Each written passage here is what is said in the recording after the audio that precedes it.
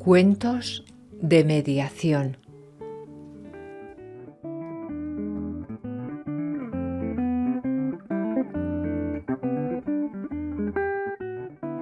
Educando en la gestión positiva de conflictos.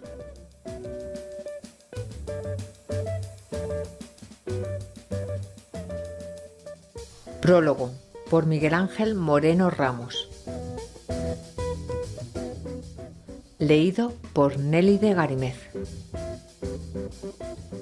Corría 2015 cuando se empezó a gestar la idea de difundir en la Feria del Libro un proceso de gestión alternativa de conflictos como la mediación.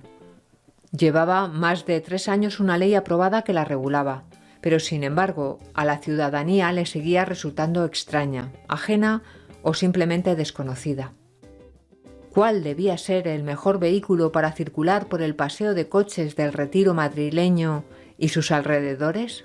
Sin duda la literatura infantil, generadora de sueños, de ilusiones, de aprendizaje. Porque es más fácil generar nuevos cerebros abiertos a la resolución positiva de conflictos que modificar las consolidadas estructuras mentales de los que ya no quieren leer cuentos y a los que esta palabra mágica solo les suena a artificios de charlatanes. Prestos a la motivante labor, comenzó el primer concurso de cuentos infantiles de mediación.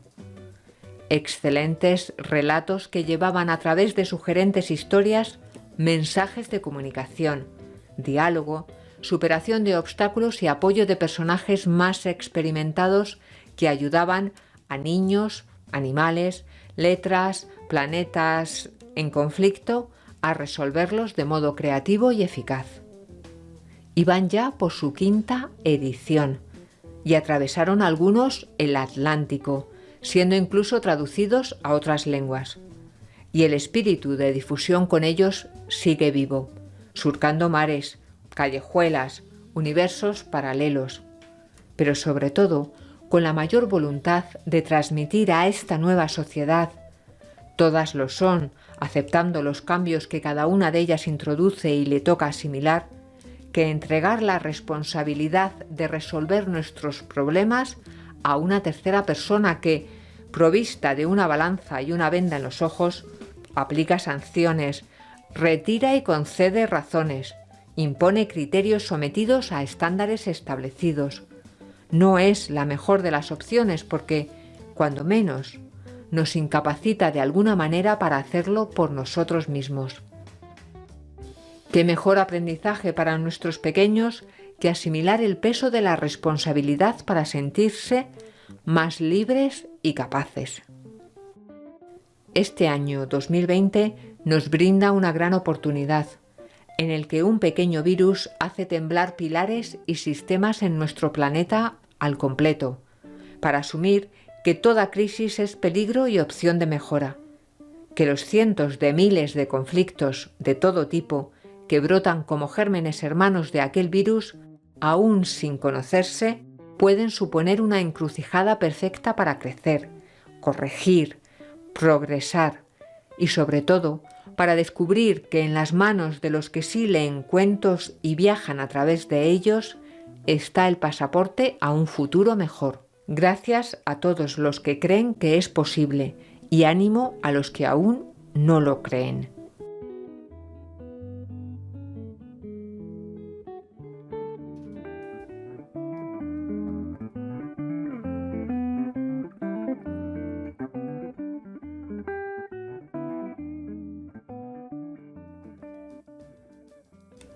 Una palabra de 4 patas, por Karina Sotelo y Felipe Roncagliolo Sotelo, narrado por Nélide Garimez. Hay palabras que nos cambian la vida, pero hay ladridos que nos cambian el alma. Jean Lacroix. Nada había deseado más en mi vida que su compañía. Llevaba años insistiendo a mis padres, que no se negaban, pero tampoco accedían. Le busqué en refugios, en anuncios y entre conocidos, hasta que por fin le encontré el verano pasado, en una familia de un pueblo de Andalucía. Cuando le vi, supe que nuestras vidas cambiarían. Ojalá podamos adoptarlo, pensé, porque era exactamente como lo pretendía. Se llamaba Lucas. Me contaron que era tranquilo y obediente y que lo regalaban porque su hija ya no le atendía. ¿Cómo puede ser?, me dije. A mí nunca me pasaría. Cuando llegamos a casa, estaba inquieto y asustado. Sabía que debía tenerle mucha paciencia y empatía mientras se adaptaba a su nueva vida. Pero temblaba demasiado cuando se le acercaba a algún adulto. Consultamos con Paula, la veterinaria, quien nos confirmó lo que temíamos. Lucas había recibido malos tratos. Nos entristeció saberlo, pero Paula nos habló de un remedio infalible para dar protección y seguridad. Anotó algo en un papel. Es una palabra de 4 letras, dijo, y escribió A-M-O-R, amor. Los días con Lucas eran maravillosos. Dábamos paseos, él marcaba sus nuevos territorios y yo le observaba aprendiendo etología. Le daba de comer y le bañaba, jugábamos con pelotas, huesos y también al pilla-pilla. Compartíamos habitación, yo le acariciaba mientras dormía. Fue el mejor verano de mi vida. Las vacaciones se acabaron y ya no podía jugar tanto con Lucas. El día de Reyes tuve otra alegría. En casa de mis abuelos me dejaron una videoconsola nueva. Esperaba ansioso los findes para jugar a videojuegos. A mitad de marzo pasó algo increíble. Una pandemia por un virus muy contagioso impuso el confinamiento total a todo el país. Fueron días muy tristes, de incertidumbre y miedo. Las clases eran por videoconferencia, pero solo por las mañanas, así que por las tardes me dejaban jugar con la consola. Un día, el perro se hizo pis en el suelo. Me enfadé mucho, porque sabía muy bien que eso no se hacía. En cambio, mis padres, en lugar de regañarle, le mimaron y consintieron. No lo podía creer. Me quedé pensando en lo ocurrido, pero solo un momento, pues tenía una partida online y no podía permitirme perder, con la buena racha que llevaba.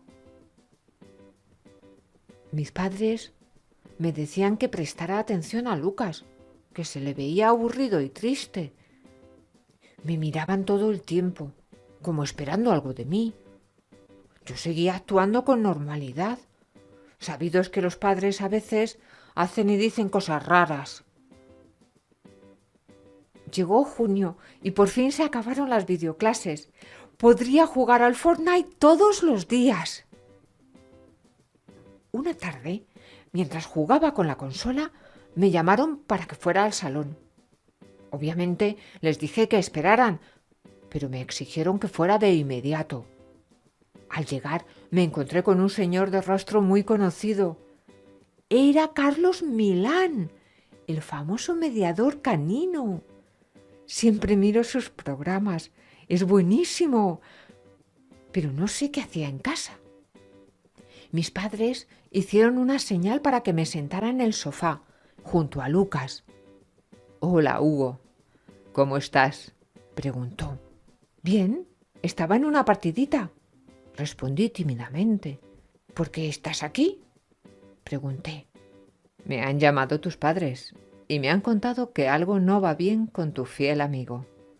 Y como sabes, los mediadores caninos nos dedicamos a ayudar a las personas a entenderse con sus perros». Miré a mis padres, incrédulo. Ellos me sonrieron y se marcharon a la cocina. «Bueno, cuéntame, Hugo, ¿Cuál es el problema? Yo no tengo ningún problema con nadie. Entiendo, dijo, y le preguntó lo mismo a Lucas. ¡Guau! Pues yo sí creo que algo está mal aquí. Hugo ya no me hace caso. ¡Guau! Contestó el perro indignado.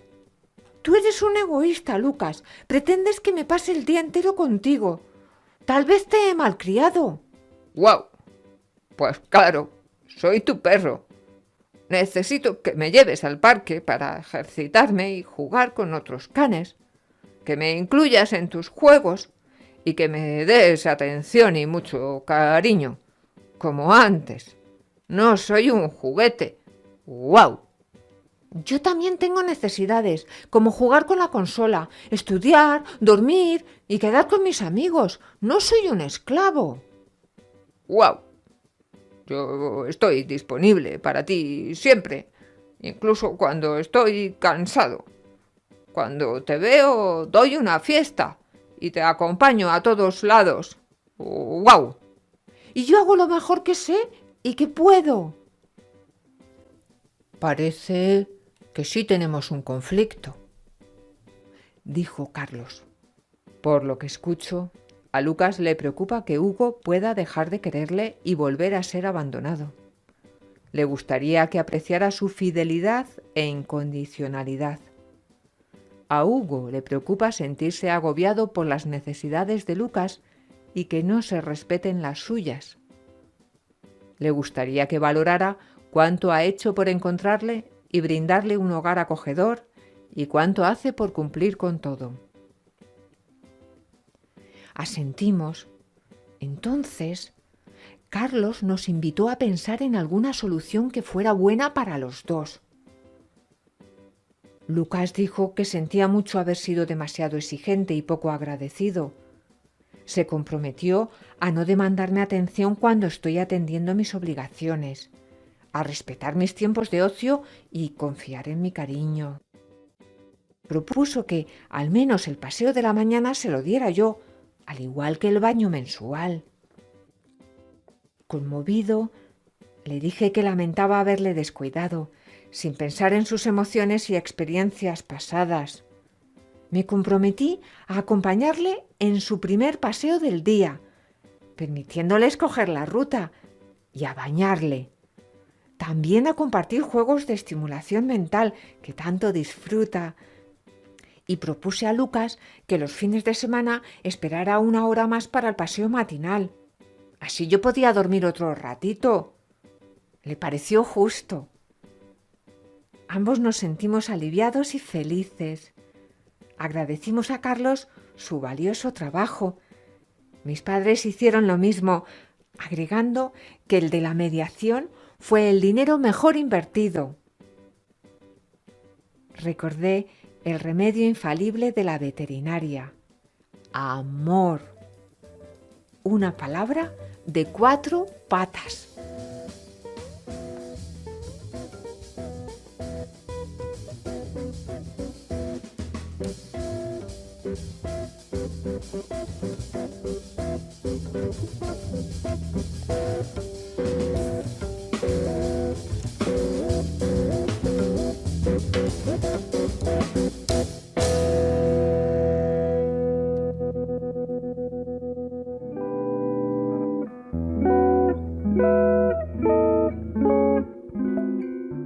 La caja de las fotografías, por Miguel Ángel Recio Crespo. Narrado por Nélide Garimez. Tras mediar durante 20 sesiones, Antonio finalizó el asunto sin un acuerdo. Estaba molesto y hastiado de aquellos clientes. 3 hermanos que se disputaban la herencia de sus padres y que se lanzaron reproches, insultos y amenazas desde el primer día. Canceló también las demás citas. No resistía más presión. Acababa de cumplir 55 años. Necesitaba pensar. Informó a su mujer y se fue 3 días a descansar a un monasterio cisterciense. Allí le sucedió algo muy curioso. Al amanecer del segundo día, tumbado en su cama, mientras los monjes cantaban maitines recorriendo el claustro, se le aparecieron momentos anteriores de su vida. De repente, se vio a sí mismo con 10 años menos, en pleno éxito de su profesión de mediador de conflictos empresariales. Él es conocido en la profesión como el mago y ha participado en asuntos internacionales complejos. A los 45 años de edad, Antonio dedicaba al trabajo todo su tiempo. Apenas veía a su esposa y viajaba a menudo. Recibió premios, ganó mucho dinero y conoció mujeres bonitas. Llevaba una vida intensa, sin duda, pero se sentía insatisfecho. Antonio servía de ayuda para solucionar los conflictos de los demás, pero nadie le advirtió que su euforia profesional le tenía confundido en sus prioridades. Descuidó a su familia. Su mujer se separó de él durante 6 meses. La echó de menos. También a sus hijos. La relación se recondujo sin acudir a un mediador familiar, aunque estuvo a punto de echarse todo a perder. El recorrido mental de Antonio por su pasado siguió hacia atrás, hasta la edad de 35 años. Por aquel entonces se sentía orgulloso de lo que había conseguido con su esfuerzo. Había logrado consolidar su despacho de mediador y había fundado una familia. Se había casado 3 años antes y ya habían nacido 2 niños. También había comprado una casa y su segundo coche, más grande que el anterior. Su ambición y su orgullo comenzaban a despuntar. Siempre que surgía la ocasión, Antonio explicaba con entusiasmo las ventajas de acudir a la mediación y no a los tribunales. Muchos le escucharon decir que la mediación permitía alcanzar una solución pactada a un conflicto, y eso era más fácil de cumplir que una sentencia judicial impuesta. Contaba que era un proceso barato, que el acuerdo surgía de las partes, verdaderos conocedores del asunto, y que era un proceso rápido. Hizo gran publicidad de la profesión de mediador allá donde iba. Sus primeros asuntos finalizaron muy bien, especialmente el que acabó en un acuerdo entre un museo importante y un coleccionista agraviado porque habían cancelado una exposición con sus obras. El monasterio estaba silencioso. Antonio se vio a sí mismo con 25 años. Recordó que entonces se sentía inseguro, dependía de las opiniones de los demás. Acababa de finalizar un máster de mediación de conflictos en la universidad. Se divertía, sonreía y aparentaba ser una persona feliz, pero se sentía frágil y necesitaba la cercanía de los amigos. No sabía estar solo. También dudaba de su capacidad para mediar y le preocupaba las responsabilidades de un adulto. Finalmente, los recuerdos situaron a Antonio con 15 años, en una conversación con su padre que marcó su vida. Comenzó con una frase sencilla. Todo el mundo me pregunta qué quiero ser de mayor y yo no lo sé. ¿Quieres que te ayude a buscar opciones? Dime qué te gusta. Me gusta ayudar a las personas. Entonces puedes ser médico. No me gusta la sangre. Puedes ser psicólogo. No me gustan los locos. Puedes ser juez. Eso me gusta. Pero, ¿y si me equivoco al decidir? ¿Puedo ayudar a que decidan ellos? Sí. Puedes mediar en conflictos entre personas. Es otra profesión. Se te dará bien. A veces medias con tus hermanos pequeños. ¿Hacemos una prueba? Vale. Poco más tarde, sus hermanos estaban peleando por una caja llena de fotografías. Los dos se gritaban. ¡Yo tengo un encargo de papá! ¡Y yo también! Intentó ayudarles. No hubo manera. Los dos estaban empeñados en llevarse la caja de las fotos y tiraban de ella con todas sus fuerzas. Antonio les calmó unos minutos. Ellos dijeron que querían cumplir su encargo. En cuanto se descuidó, volvieron a la discusión. Buscó a su padre y le narró lo ocurrido, con pesar por no haber podido impedir la riña. «Te voy a contar un secreto», le dijo su padre. «Eres bueno escuchando y poniendo paz, pero para solucionar un conflicto existen técnicas. La más importante es encontrar la pregunta mágica». ¿Y aquí? ¿Cuál es la pregunta mágica? La pregunta es: ¿para qué necesitas la caja de las fotografías? Fue de inmediato ante sus hermanos, que seguían discutiendo. Antonio quiso comprobar si la pregunta era realmente mágica y la formuló. Su hermana María respondió primero: «Quiero la caja para sacar las fotos y colocarlas en el álbum grande». Carlos respondió después: «Quiero la caja para poner en ella las felicitaciones de Navidad olvidadas en la estantería». La solución fue fácil. Carlos vació la caja y María se llevó las fotos.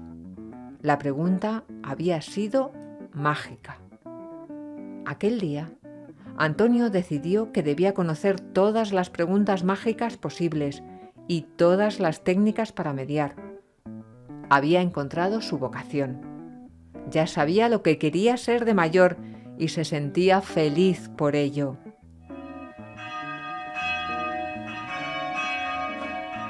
La campana del monasterio le devolvió al tiempo real, dejando atrás alegrías infantiles, miedos juveniles, satisfacciones e inconsciencias.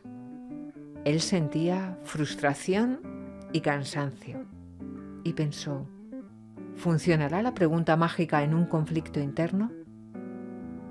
Lo intentó. ¿Para qué quiero seguir trabajando? Encontró la respuesta: para ayudar a las personas. 3 semanas después, el mundo entero se paralizó, azotado por una pandemia mortal y generadora de grandes conflictos personales y empresariales. Antonio siguió mediando con dedicación y usando sus preguntas mágicas para beneficio de muchos.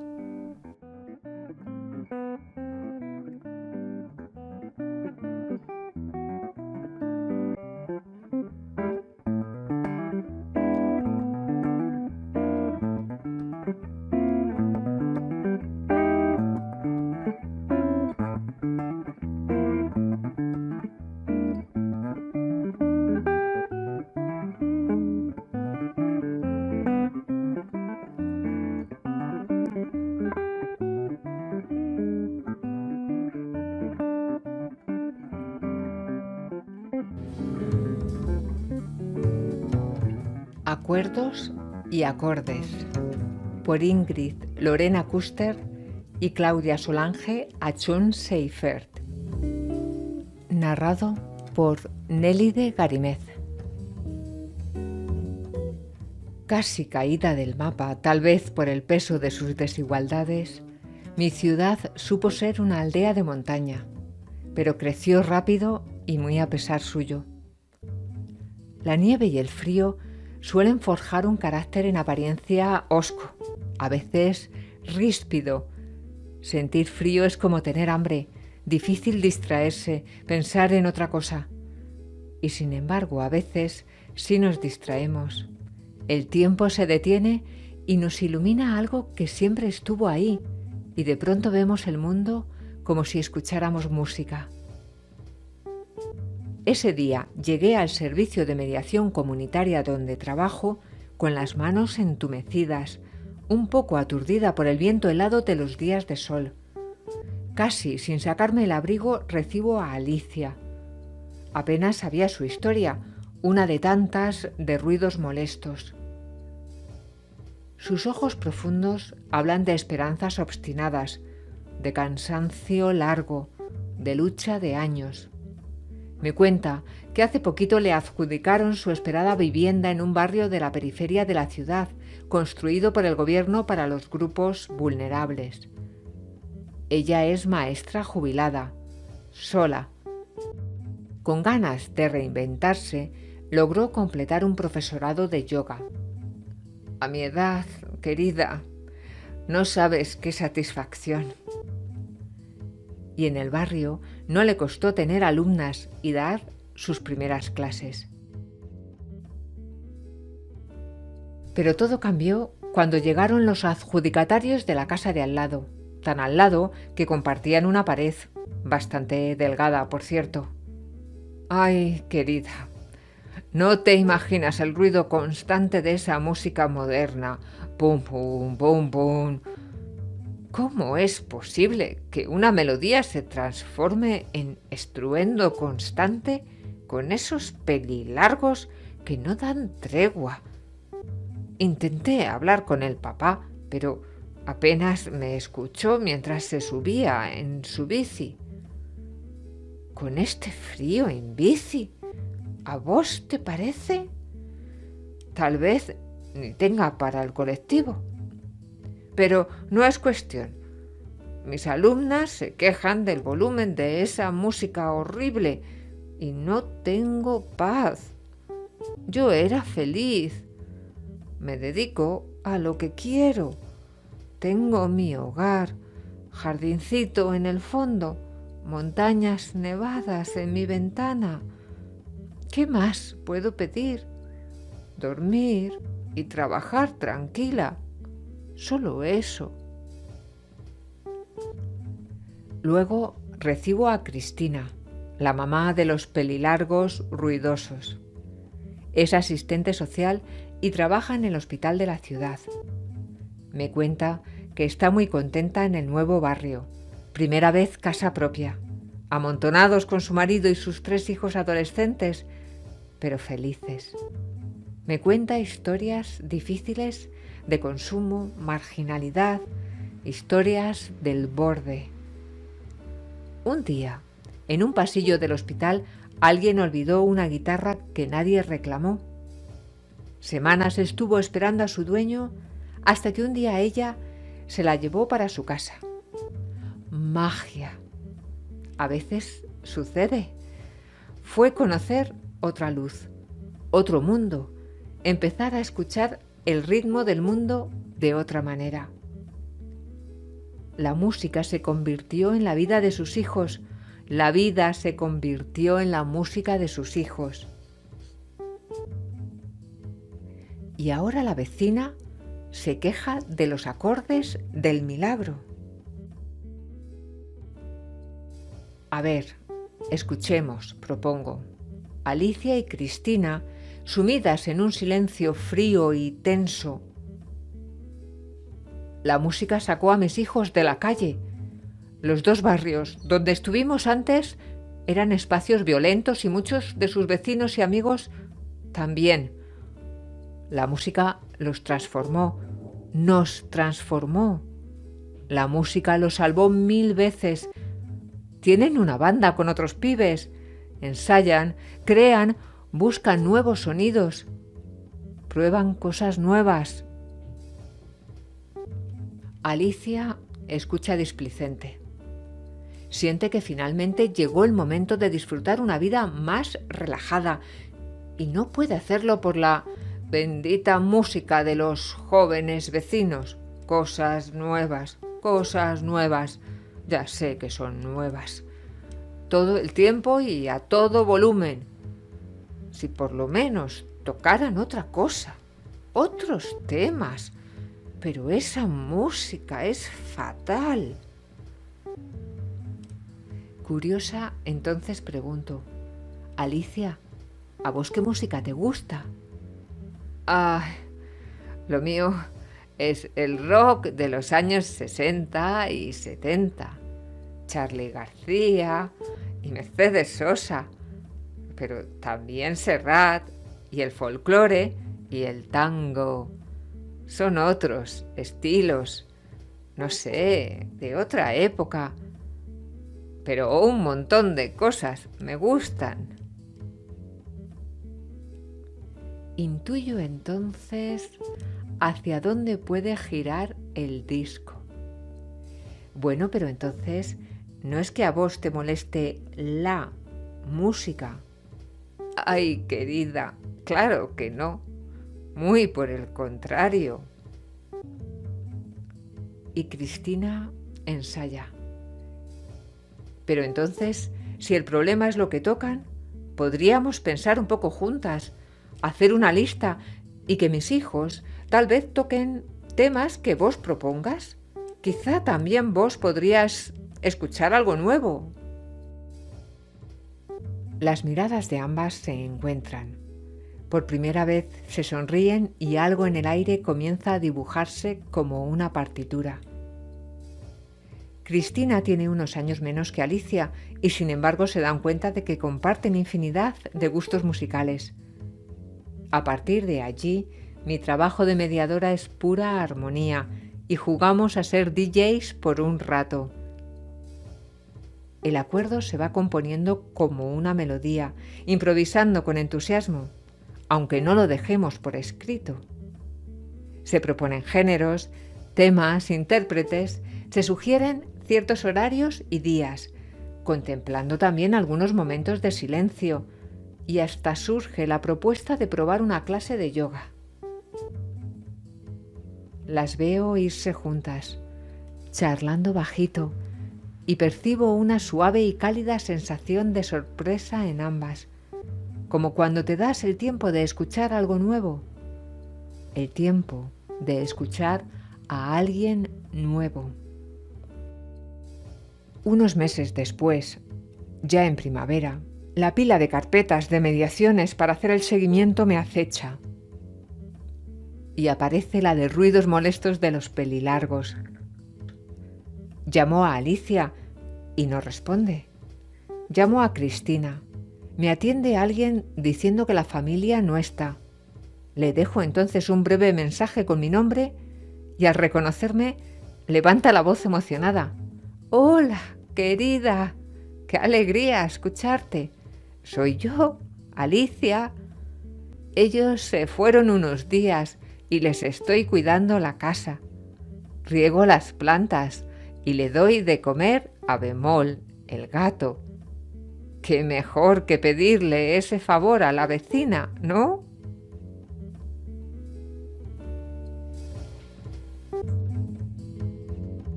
Fábula En familia es mejor mediar, por Nélide Garimez, narrada por Nélide Garimez. Hola, tenemos que hablar. Yo a ti no te voy a escuchar. Dirígete a mi abogada para platicar. Pero si es un tema familiar. Del padre no obtuve más contestación a mi propuesta de negociar. No le puso ninguna disposición, ni por el bien de nuestra hija, ni por mi suplicar. Nada me va a amedrentar. Yo por mi niña el infierno he de cruzar. Allá fui a su despacho con intención de parlamentar, pero su abogada tampoco me dejó conversar. Solo se afanaba en imponer su voluntad y aplastaba furiosamente mis palabras con ridículas acusaciones de incumplimiento sin demostrar, y amenazas judiciales sin recato y sin velar, y en parte y juez se erigió para de un plumazo traicionar la custodia compartida firmada en el juzgado 6 años atrás. Pero, ¿no tienen los letrados juramento de contemporizar? ¿Pero no tienen prohibido acusar sin antes comprobar? Yo pensé por un momento ir al colegio a denunciar. ¿Pero qué tengo para mi acosamiento demostrar? No hay acta, ni resumen, ni grabada la entrevista está. Ya me sé la evasiva colegiada apelando a la ley de la relatividad. Así pues, por obligación, que no por gusto ni propia opinión, ni por falta de raciocinio ni habilidades de expresión, un abogado contraté con la importante misión de mantener un diálogo constructivo para la reconstrucción del convenio familiar y de mi reputación. Para mi gran decepción, los jurisconsultos no negociaron, no debatieron ni mediaron. Todo lo contrario, en un pispás al teléfono la conversación se ventilaron y a un duelo en los juzgados se retaron. 2.000 euros por adelantado me pidió mi defensor, con el único argumento: ya veremos al final cuánto es, a más no me puedo comprometer. Yo no entiendo este sistema cuando pagas sin receta, ni factura ni promesa. ¿Se lo apuesta a la ruleta? Luego fueron los dineros de la cuenta común retirados, sin que me avisara el padre ni su abogada a mi abogado. Vamos, que fueron hechos consumados. La custodia compartida de facto la rompieron con nocturnidad y alevosía, y si la hija no se rompió, fue porque la madre entregó su orgullo y su humillación en ofrenda al rey Salomón y confió en los letrados de profesión y en una justicia de familia de democrática condición. Con la excusa del litigio, a mi niñita la palabra conmigo se la tienen prohibida. No la veo en Navidad, en verano no me visita, no se cumplen cumpleaños con regalos y velitas, ni con abuelos comidas, ni meriendas con primos y tías. El juzgado no responde, no pregunta, no convoca.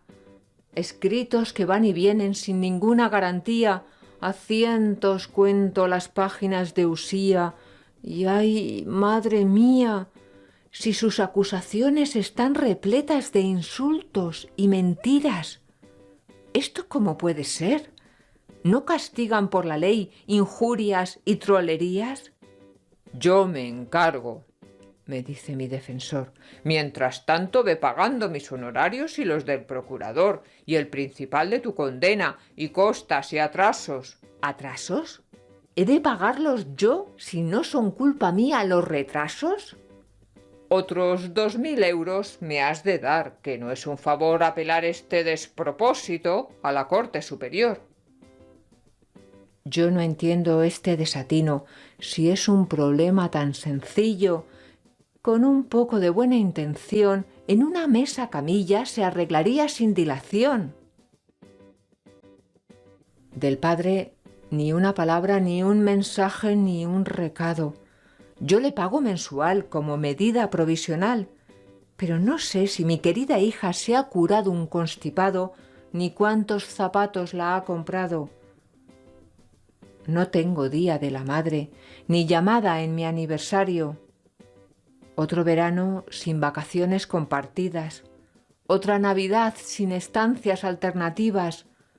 Otra vez los abuelos cumplen años sin el beso de la niña. Por fin vamos al juzgado a por una resolución. Eso creía yo. En la plaza de Castilla un mal presagio siento, cuando las figuras de negro vestidas se me transfiguran por un momento en toros de lidia. El mal augurio se cumple, cuando incrédula presencio la violación en directo del espíritu del consenso, al indicar el juez que allí mismo y en un momento hemos de llegar a un acuerdo. Aquí, en el quicio de la puerta, cada padre en una punta del pasillo, sin mirarnos los implicados ni de frente ni de lado. Pero ¿no sabía el juez hace 2 años que los letrados no habíais dialogado? ¿Por qué no exigieron antaño del pacto el certificado? A la vuelta de la burla judicial, el padre la casa encuentra vacía. La hija se ha marchado sin dejar nota ni porfía. Sin avisar a la madre, da parte a la policía. Es el inspector quien me da la mala noticia. ¿Sabe usted dónde puede estar su hija? No lo sé por la razón, pero el corazón me guía. Acompáñeme usted, pues yo encontraré a mi niña. En el punto equidistante entre las dos casitas de su padre y de su madre, sentada en la acera, cabizbaja, ven a una jovencita. Cuando un amable agente le pide su nombre y documentación, solo le enseña sus manos llenas de lamentación. Para levantarse de la calle, una firme promesa exige al padre no volver a denunciar a su querida madre, nunca jamás, por nada que pase. Al ponerse de pie, la muchacha se desmaya y en ambulancia la llevan, pues azul se le ha puesto la cara. Está grave, no respira, apenas le late el corazón. Ahora, ¿quién de los juristas participantes en la contienda va a venir a donarle su sangre o si hace falta un riñón? Claro que no. Serán su padre y su madre los que le entreguen las plaquetas, la médula o si es necesario hasta un pulmón. Pues entonces, ¿para qué tantas puñetas? La moraleja de esta fábula más clara no puede estar. En asuntos de familia es mucho mejor mediar que acudir a los juzgados a pelear.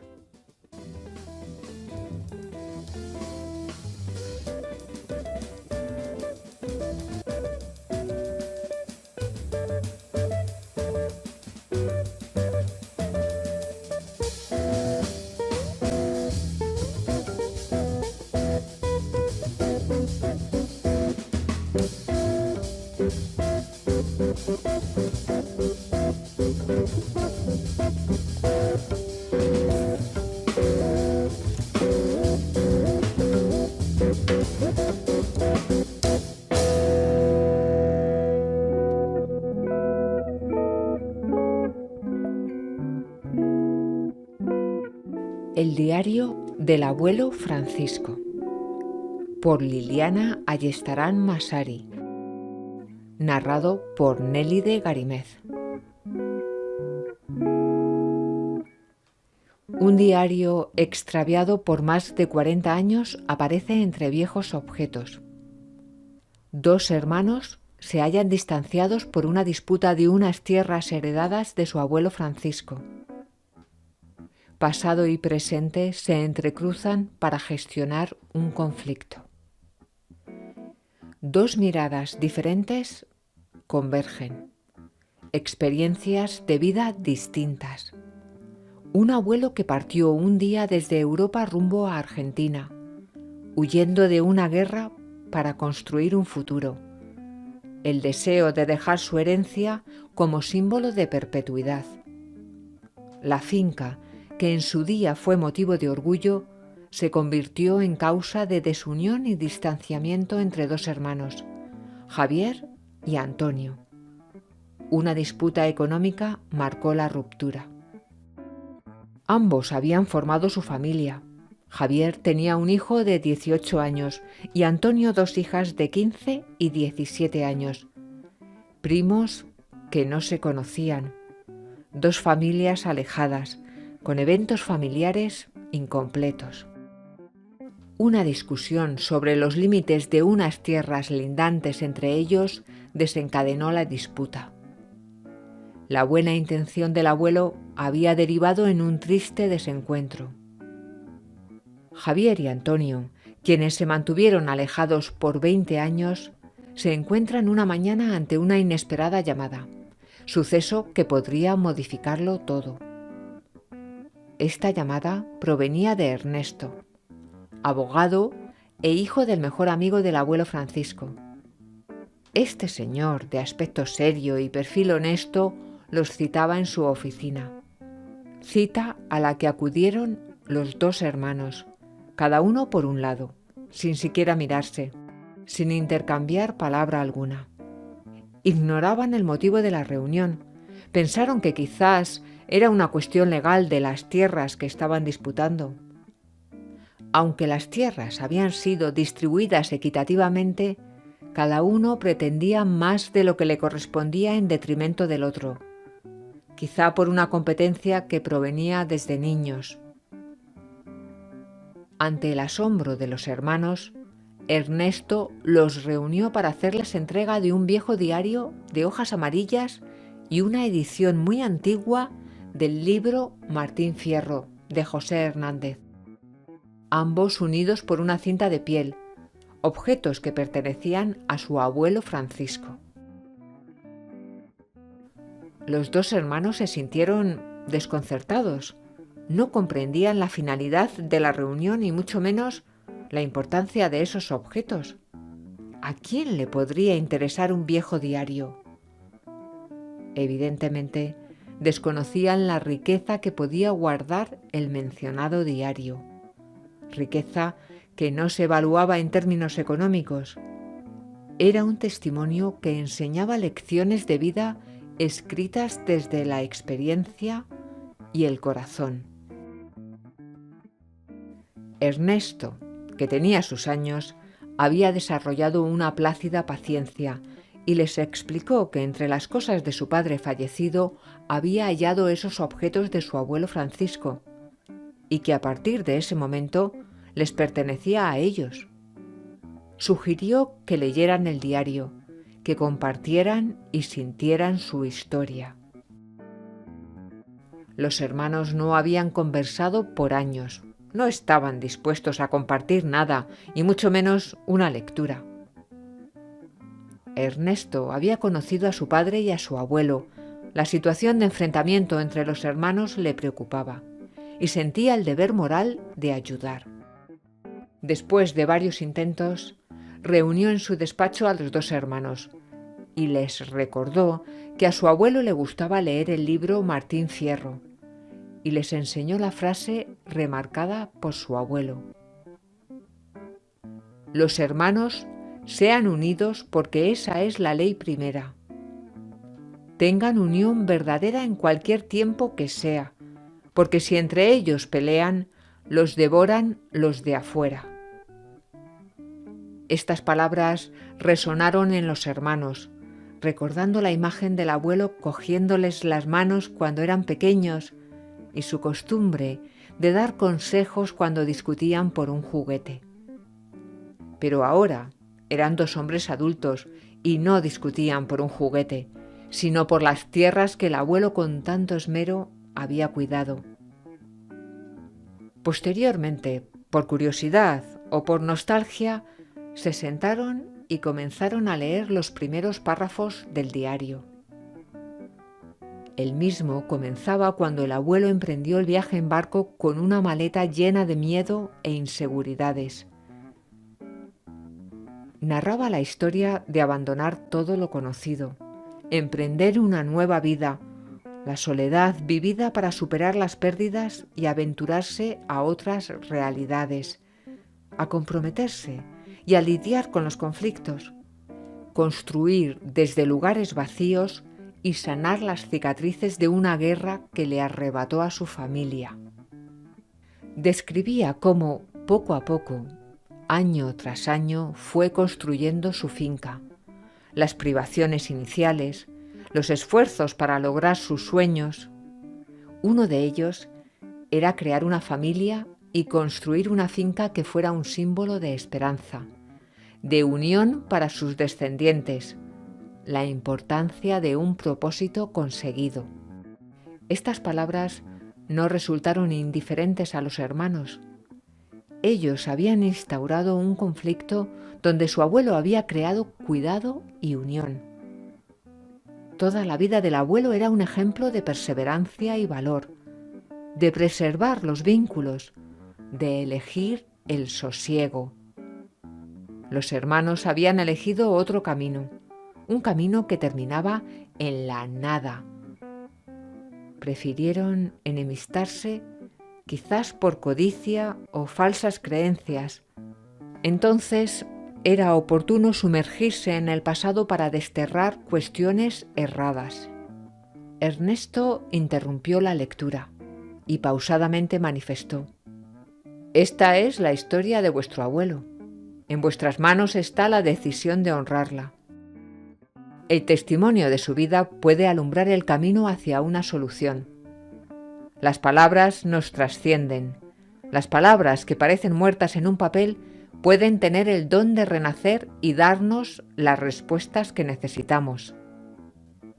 El diario de la historia del abuelo se revelaba conciliador, como un tributo de la reconciliación del abuelo con la vida. Era inevitable cambiar la mirada y comprender la inutilidad de permanecer en el conflicto, en una disputa innecesaria entre hermanos. Debían priorizar los vínculos que los unían a las diferencias que los distanciaban.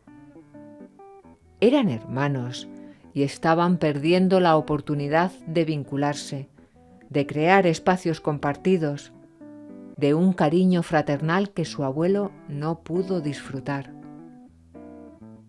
Se personaba ante ellos, a través de sus palabras, el abuelo en su rol pacificador.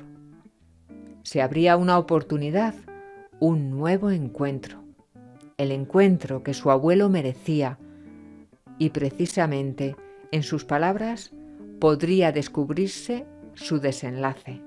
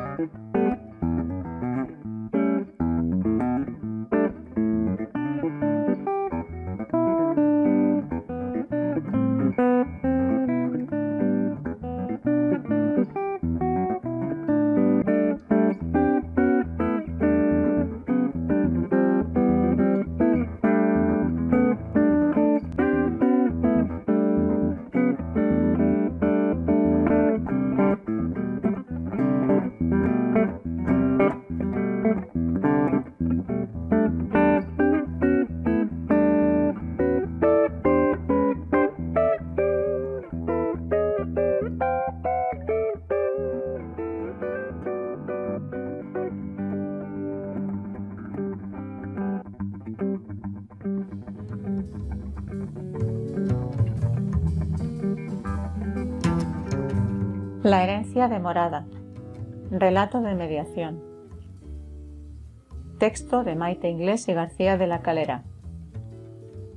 Ilustración de Paula Warren Alonso. Narrado por Maite Inglés. Estoy harta de mis hermanos, de los tres, dijo mamá al ponerse el abrigo.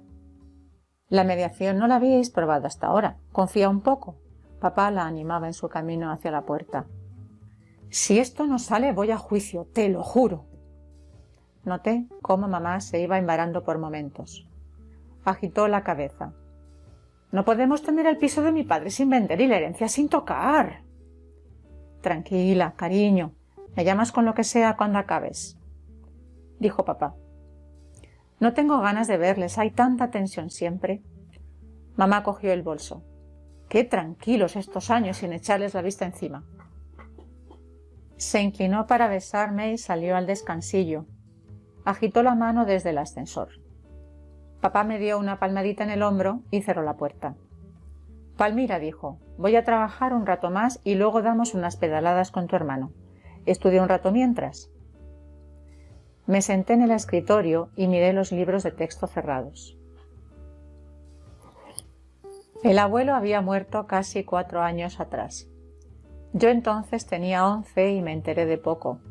Ni siquiera permitieron que fuera al tanatorio o al entierro. Por eso, para mí, durante un cierto tiempo fue como si no estuviera muerto. Lo imaginaba de viaje o instalado en la casona del pueblo para su largo veraneo. Lo único triste era que ya no telefoneaba como hacía cuando estaba fuera. Mamá y los tíos no se llevaban bien. Ninguno con ninguno. De los 4, mamá era la segunda. Tío Paco el soltero venía después. Mamá decía que su padre no les había educado para amarse y ayudarse, sino para sobrevivir cada uno por su lado. Con la abuela muerta tan joven, eso fue lo que vieron en casa. Lo supe hace poco, un día que vi llorar a mamá y pregunté qué pasaba. Ella apartó el pelo de mi cara. «¿Qué mayor estás, hija?» Me atrajo hacia sí. «Creo que puedo contarte ya algunas cosas». Y bajito las fue diciendo. El conflicto principal por la herencia había surgido a los 6 meses de morir el abuelo, tras resolver mamá todo el papeleo. «Notario, impuestos incluidos», apostilló mamá. Tío Paco se había negado a abandonar el hogar familiar. Y eso que todos, anticipando que por su carácter podría dar problemas, habían ofrecido ayuda en la compra de casa nueva y mudanza. Mamá habló entonces con los otros tíos para ver qué podían hacer. Solo logré enfurecerme, Palmira. Derivó en una sarta de acusaciones cruzadas sin objetivo ni cuento. Un desastre, hija. ¿Y cómo terminó? Dije frustrada que yo ya había trabajado bastante y que si querían la herencia ya sabían lo que tocaba. Pero habían pasado los meses, luego los años, sin que nadie moviera el asunto. Tío Paco continuaba viviendo en la casa familiar a sus anchas, gastos pagados. Mamá suspiró. A eso lleva la educación egoísta de sálvese quien pueda. Papá apareció sosteniendo las bicis por el manillar. Mis libros seguían cerrados sobre el escritorio. Volvimos pronto para esperar a mamá con la tetera a punto y unas galletas en la mesa. ¿Cómo ha ido?, le preguntamos. Incómodo. 3 años largos invernos. No sabíamos ni cómo mirarnos. Cada uno ocupó un lado de la mesa lo más alejado posible de los demás. ¿Hubo mucha tensión? Algo menos de lo esperado. La mediadora habló con comprensión y marcó unas pocas reglas para comunicarnos. Con eso me sentí más segura. Aunque tampoco las reglas evitaron los gritos cuando entramos en materia. Sobre todo Paco. Sigue creyendo que con alzar su vozarrón va a poner el mundo a sus pies como hacía en casa. ¿Le ha convencido la mediadora de que la herencia es de los 4? Preguntó papá. ¿Qué va? Sigue diciendo que su padre le dijo en vida que la casa era para él. Figuraciones suyas. Pero poco a poco ha dejado de gritar, que ya es algo. ¿Y cuál es el siguiente paso? Volvernos a sentar, dijo mamá. Durmió bien aquella noche y el resto de la semana, como si hubiera encontrado en la mediadora alguien que aligeraba la pesadumbre de los últimos años. De la segunda cita llegó incluso más tranquila. ¡Es increíble! En su momento dijimos a Paco por activa y por pasiva que le ayudaríamos a instalarse donde eligiera, y se lo ha tenido que repetir la mediadora para que empiece a creérselo. Nadie es profeta en su tierra, rió papá. Mamá llegó desanimada tras el tercer encuentro. Ha habido un retroceso, confesó. Paco ha vuelto a trincherarse. Debe ser miedo. Nunca ha salido de esa casa ni del barrio, dijo papá. ¿Cómo va la relación entre vosotros? Desconfiada, distante, cuando no enfadada. La mediadora planteó hoy un juego de aproximación. No quisimos hacerlo. Mamá bajó la cabeza. No hay familia. Quizás nunca la hubo. De la siguiente cita, contó apenas que estaba costando mucho que tío Paco viera las ventajas, incluso para él, de un acuerdo frente a ir a juicio. Dijo que estaba muy cansada y se fue a la cama sin cenar. Habló muy poco esos días. Incluso se le pasó la cita del pediatra de mi hermano. Una tarde nos sorprendió con unos churros para merendar. Canturreó mientras cocía el chocolate, ella, que no cantaba nunca. Preparó la mesa como si hubiese invitados. Y nos lo dijo. Habían firmado. Precisamente lo que habían planteado hacía 4 años. Ayudar a Paco a reinstalarse. Mamá contó, aún incrédula, cómo la postura de Paco había girado ante una pregunta de la mediadora. ¿Quieres vivir o encadenarte a un pasado donde solo quedas tú? Mamá concluyó el relato apurando despacio su chocolate caliente. Tanto tiempo y amor perdidos, dijo. Tanto desasosiego y sufrimiento para llegar al mismo sitio. Fin.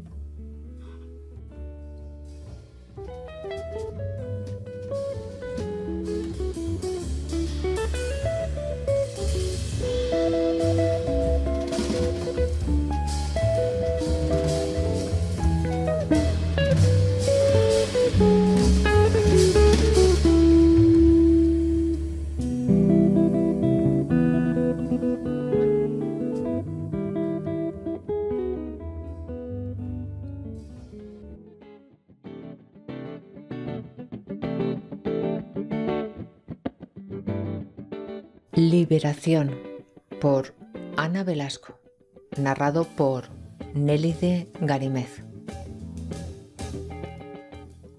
Llevamos 6 meses viviendo bajo el mismo techo, pero no compartimos nada, ni siquiera nos saludamos.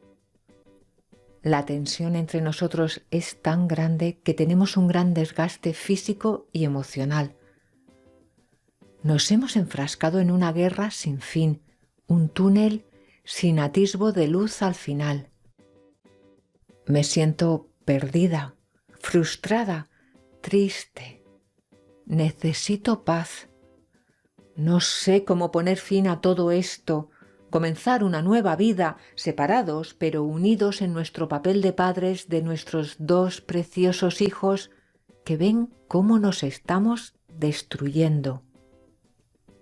He oído hablar en este tiempo 2 veces de un proceso llamado mediación, pero ni siquiera me atrevo a plantearle otra alternativa que no sea la que ya has elegido, el juzgado. Pero hoy una llamada de nuestras respectivas abogadas lo ha puesto sobre la mesa. Nos derivan desde el juzgado y puede ser una solución a toda esta situación. Es diciembre.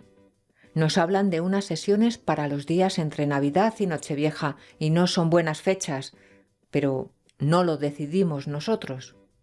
Aceptamos a ello. Vamos a hacer unas sesiones de mediación para determinar juntos nuestro futuro. Acudo a la primera sesión muy nerviosa, con dudas. Mi abogada me ha explicado en qué consiste y en mi cabeza solo se ha formado una idea. Puede ser el final de toda esta situación tan horrible, el comienzo de una nueva vida. Así que también siento alivio y esperanza.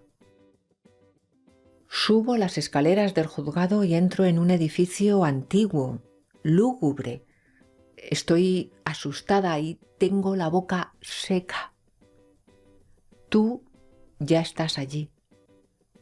Y nos mandan pasar a un despacho con una mesa y varias sillas. El lugar es frío, oscuro, no me siento cómoda, pero tengo tantas ganas de ver cuál es el funcionamiento y de que todo vaya bien. Se presenta ante nosotros nuestra mediadora y una trabajadora social. La mediadora es muy agradable, rubia de ojos claros y su voz transmite mucha confianza y calidez. De la trabajadora social apenas recuerdo nada. Nos presentamos y ella nos cuenta un poco en qué consiste el proceso. Cada vez tengo más claro que aquello me va a ayudar, que voy a llegar al final de la situación tan terrible por la que estoy pasando. Me siento un poco más tranquila. Todo saldrá bien, me digo una y otra vez.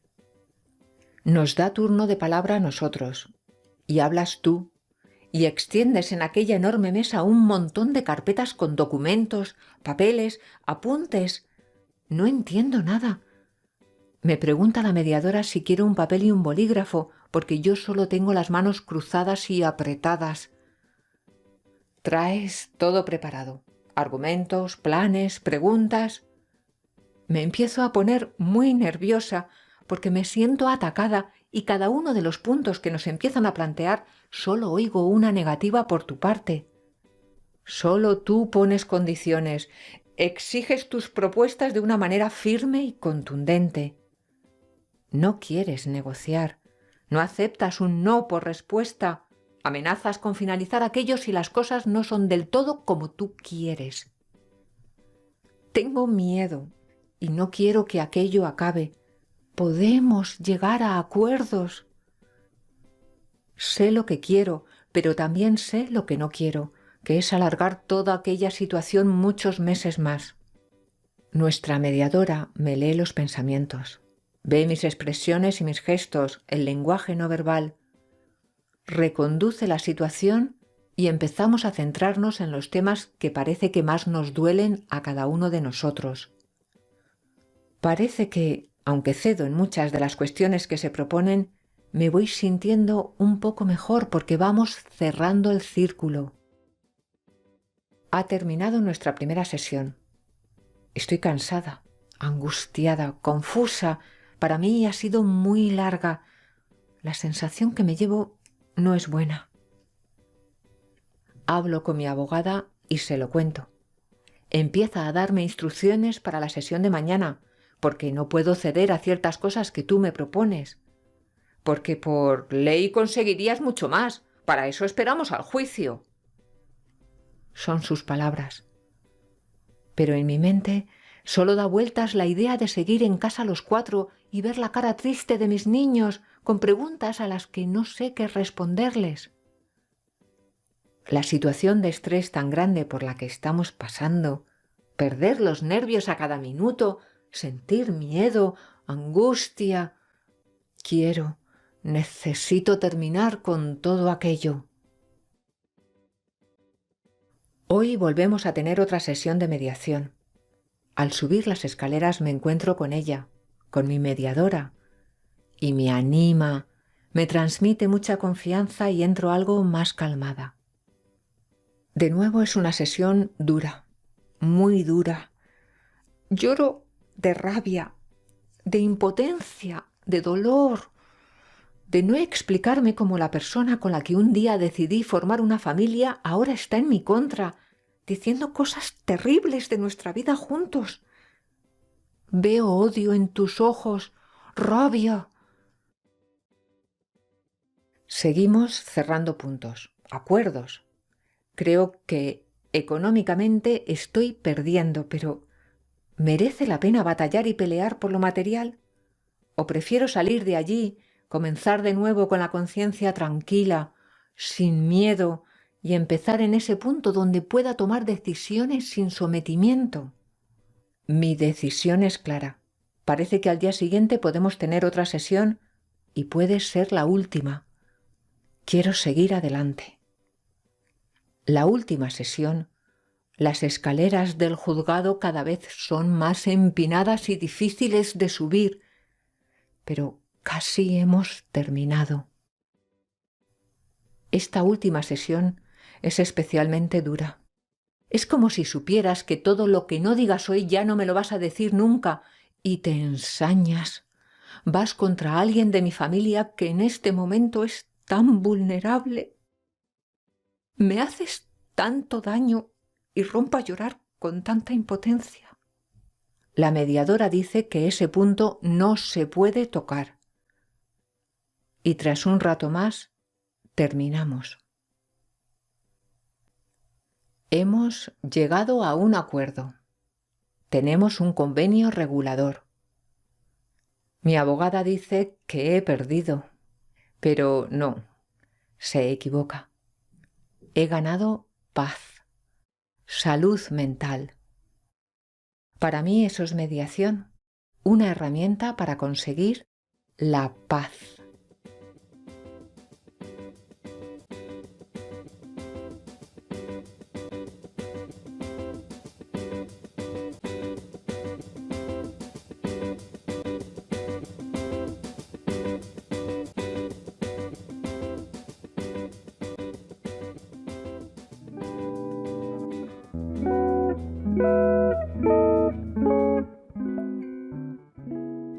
Una cerdita, más 2 cerditos y Maloiz Erozo.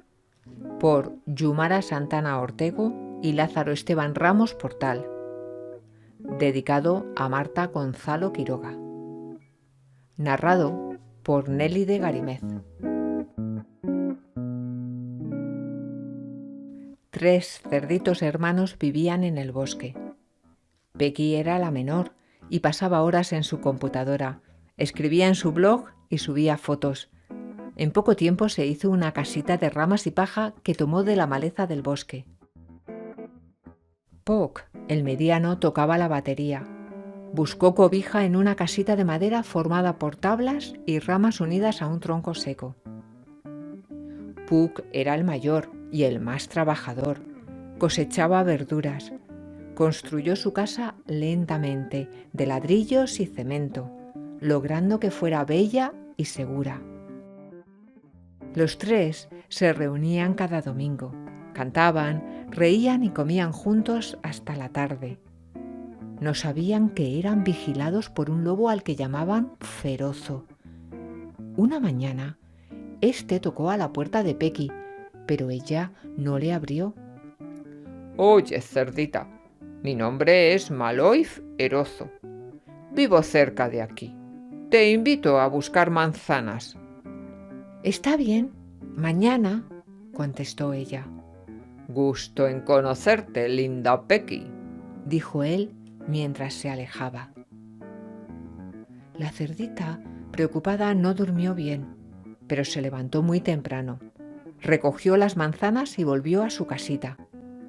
Cuando el lobo llegó a buscarla, sintió que un delicioso aroma a tarta de manzanas acariciaba los arbustos. Ferozo estremeció con sus manos la casita y con un fuerte soplido la hizo volar.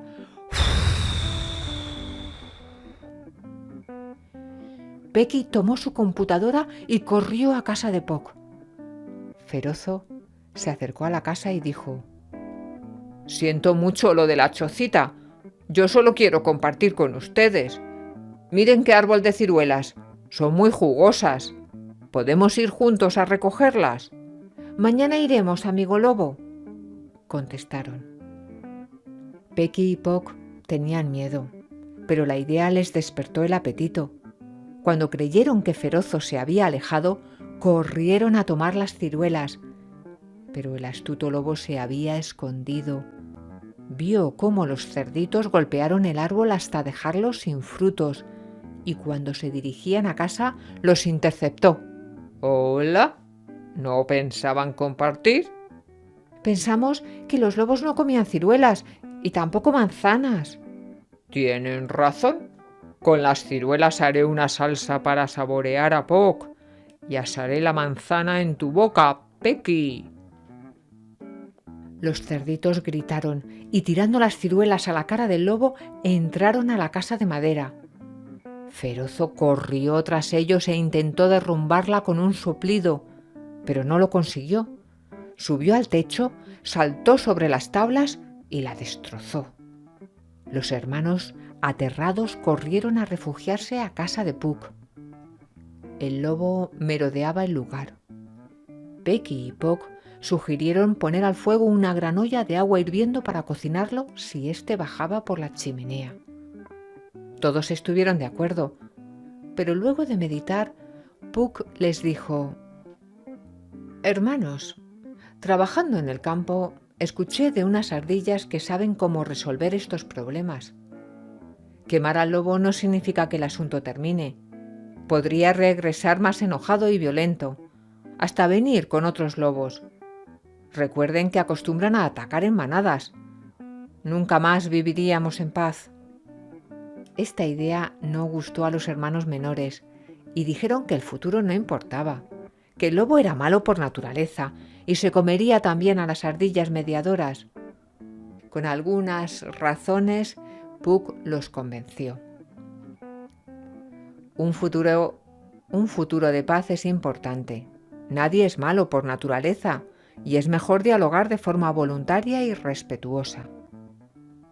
Mientras los cerditos hablaban, el lobo soplaba y arremetía contra la casa sin poder derribarla. Cuando empezó a escalar hacia el techo, Puck exclamó: «¡Lobo! Si intentas entrar por la chimenea, te encontrarás una gran olla de agua hirviendo». Ferozo, al oír esto, bajó inmediatamente del tejado y se marchó gruñendo. Puck alentó a sus hermanos. Será mejor avisar a las ardillas. Quizá nos puedan ayudar a gestionar el conflicto por las buenas. Y eso fue lo que hicieron. Un canario les sirvió de mensajero. Las ardillas decidieron que Oso y Vaca facilitarían la conversación.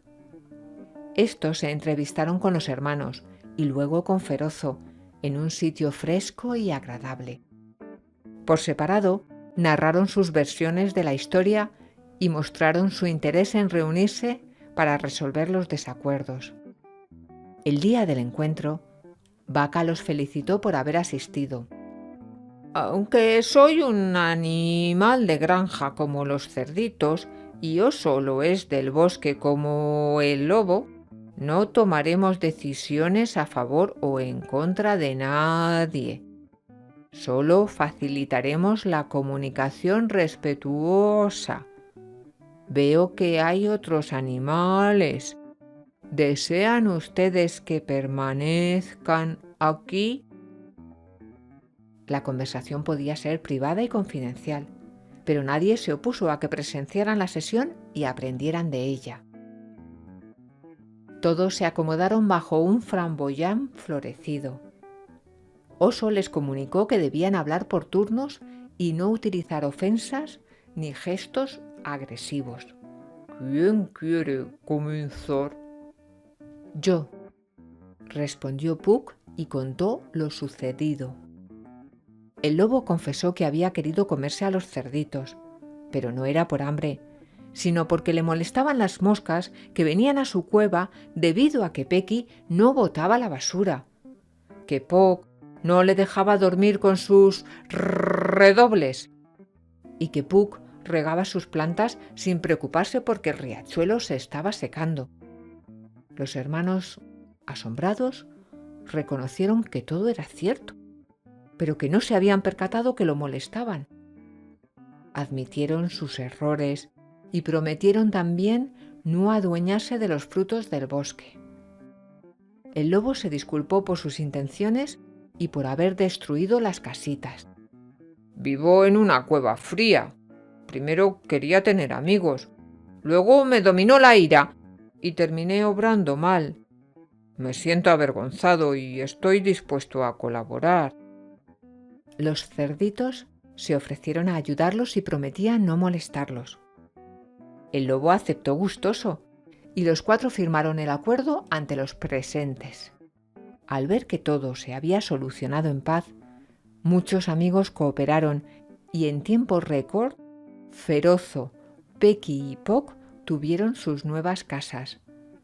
Y con una linda fiesta donde Puck tocó la batería con los Rolling Rabbit, Puck recibió el premio en la feria agrícola por un nuevo sistema de regadío y Pequi subió al blog sus mejores fotos, termina nuestro cuento con armonía.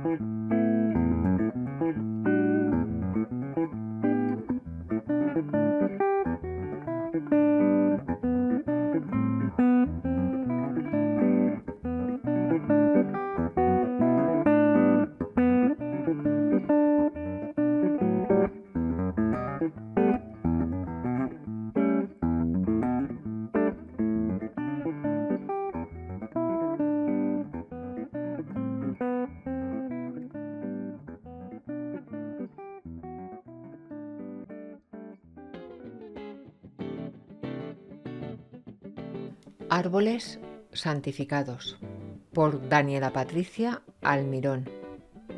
Narrado por Nélide Garimez. ¿Quién puede decir si somos nosotros los que hacemos una elección o si la elección nos hace a nosotros? Sens 8, Hermanas Wachowski. Cierro los ojos y veo. Se me aparecen los protagonistas ante mí y se me escapa una sonrisa.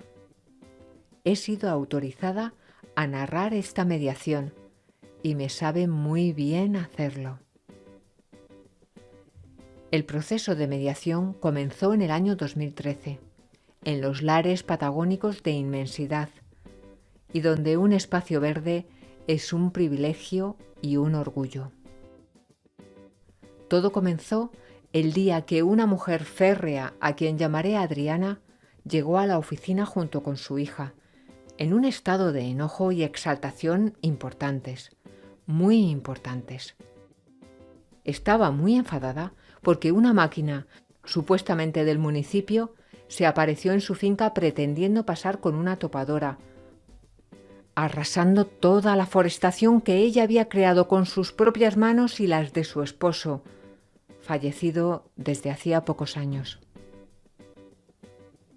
La situación había cobrado trascendencia pública en los medios periodísticos del pueblo y estaba atravesada por algunas cuestiones políticas. La mediación, The Story is About. Adriana y su vecino David, a quien luego conocí, tenían sendas fincas en un área de explotación agrícola del pueblo. Estos terrenos lindaban con un terreno de la iglesia, el obispado local, y tenía un vía crucis marcado y señalizado para poder realizarlo durante la Semana Santa. Además, el obispado tenía una extensión de terreno destinada a la futura construcción de un espacio orientado a la contención de adolescentes en riesgo. En los fondos de los predios de Adriana y David se los autorizó años atrás a extenderse y forestar, a su cargo y cuidado hasta tanto el proyecto de la iglesia se concretara. Esto fue en un determinado momento, con definidos protagonistas pertenecientes a la administración que así lo había autorizado, y también los responsables de la iglesia a través del obispado. El día que Adriana se presentó en la oficina, estaban por aplastar toda la forestación, todos los árboles que ella había plantado con su esposo, cuyo recuerdo aún la emocionaba. Desde el servicio de mediación al que había acudido Adriana, como mediadora, me contacté con el obispado. Los cité a premediación, entrevista inicial, y acudió el abogado apoderado de la institución. En el proceso de mediación completo en el año y medio que se trabajó, tuvo 6 encuentros. En este tiempo, entre las herramientas que usamos con mi colega comediadora Lucía, una fue ir personalmente al lugar, ver y tocar los arbolitos. Nos acompañó el abogado, la arquitecta responsable del proyecto del obispado y, por supuesto, Adriana y David, quien era un actor fundamental también, ya que sus árboles se veían afectados también por el proyecto y por el talado. A las reuniones de mediación siempre asistió el párroco local, el padre José, quien llevaba consigo sus 80 años ya y que, oportunamente y a mi petición, me dio la bendición. Lograron concretar un acta de acuerdo que contempló no destruir lo forestado por parte del obispado, ni inmiscuirse en la futura construcción de parte de Adriana y David. La historia, como todas, inevitablemente, estaba atravesada por las emociones de todos, atravesada también por la buena fe, los amores, las vivencias entre medio de esos árboles, el cuidado de ese lugar y las creencias. Transcurrido unos cuantos meses de escrita y suscrita el acta de acuerdo, se presentó nuevamente Adriana y me contó que, otra vez, le plantearon una crisis acerca de la forestación. Desde el comienzo estuvo claro que Adriana y David no tenían intereses personales en el predio y que la iglesia conocía de la misa la mitad, según el refrán. Se concretó un encuentro en el que el abogado apoderado del obispado, luego del acuerdo que habían firmado, aceptó asesorar a su cliente representando la iglesia. suscribir un contrato de comodato que dejara tranquilos a todos y resguardara la forestación. Así es que, a la próxima reunión de mediación, el abogado trajo el contrato y al obispado auxiliar, máxima autoridad eclesiástica en esos parajes patagónicos argentinos. Vivir en esos lares tiene sus particularidades. En ese encuentro fue fundamental que estuviese el obispo auxiliar, a quien Adriana y David reclamaban. Estaba ahí y narraba con una calma contagiosa cómo había vivido cerca del Papa Francisco en el mes de septiembre de 2014 y otras anécdotas que todos los presentes apreciamos y valoramos. Fuerte, muy fuerte para todos. Adriana y David, dos personas muy férreas, estaban conmovidas. Podréis pensar lo que vuestra percepción os brinde. Aunque se conjugaron emociones, energía, misticismo, buena fe y confianza, esencialmente en el proceso de mediación y en los profesionales que lo conducían. Lo mejor, la tranquilidad con que cada actor cerró el encuentro y una historia de diferencias y desencuentros, escuchándose y comprendiéndose.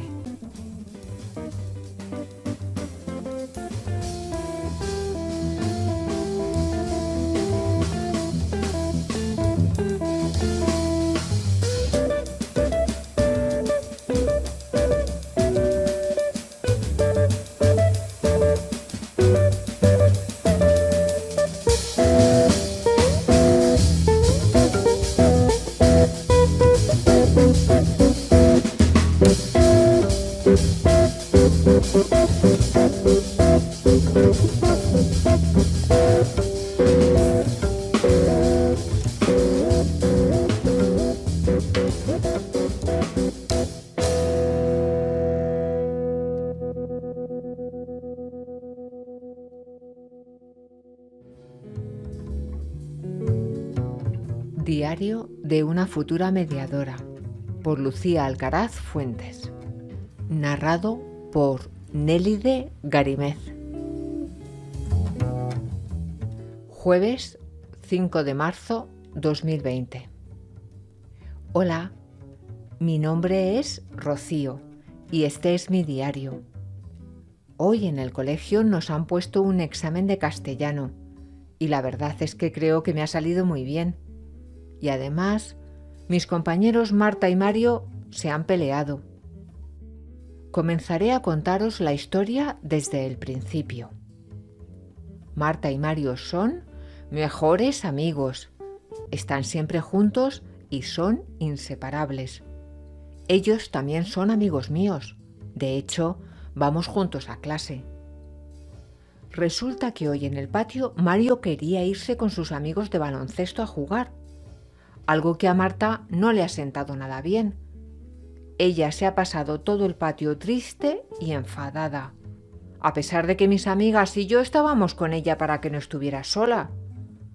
Después de esto, Marta no le ha dirigido la palabra a Mario, algo que a él obviamente no le ha gustado.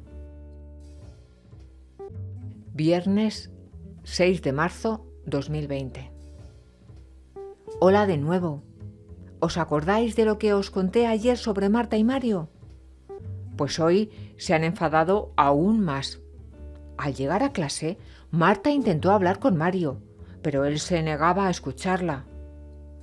¿Qué te pasa, Mario?, le preguntaba a ella a su amigo, muy preocupada. ¿Qué te pasa a ti, que ayer no me dijiste ni adiós?, contestó el chico un tanto enfadado. Ellos dos son mis amigos y no me gusta verlos pelear. Así que intenté encontrar una solución, pero no se me ocurrió nada. Únicamente les dije que eran cosas que sucedían y que seguro que al fin y al cabo lo solucionarían. Sábado 7 de marzo 2020. Hoy puedo decir que estoy súper feliz. He ido a comer a casa de mi abuela y para mi sorpresa ha venido mi tía Pilar. Ella me preguntó que qué tal me había ido la semana y yo le conté lo que había pasado con Marta y Mario. Mi tía me habló sobre la mediación, ya que es uno de los aspectos que trata en su trabajo. Me dijo que la mediación es una forma de encontrar soluciones positivas a los conflictos y que, con ella, ambas personas deben acercarse. También me aclaró que el mediador no debe de estar de parte de ninguna de las personas que tienen el problema y que tiene que ser justo. Ella me explicó todo lo que sé sobre la mediación y creo que ya sé cómo solucionar el problema de Marta y Mario. Domingo 8 de marzo, 2020.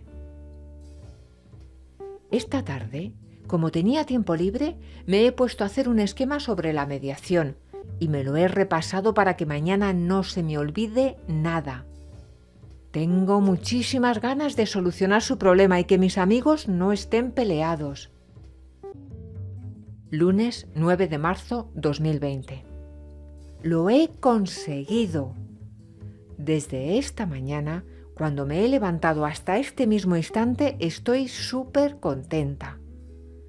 Resulta que nada más llegar a clase los he visto pelearse, pero yo sabía que iba a ser la última vez que les vería hacerlo de esa manera, hasta dentro de mucho tiempo. Después de dar clase de valenciano, castellano y matemáticas, no me gustan las mates, ha tocado la hora del patio y he hablado con los dos. Y a pesar de que ambos se negaban, les convencí de que hablaran pacíficamente y sin enfados. Les expliqué en qué consistía la mediación y todo lo que mi tía me había explicado sobre esta.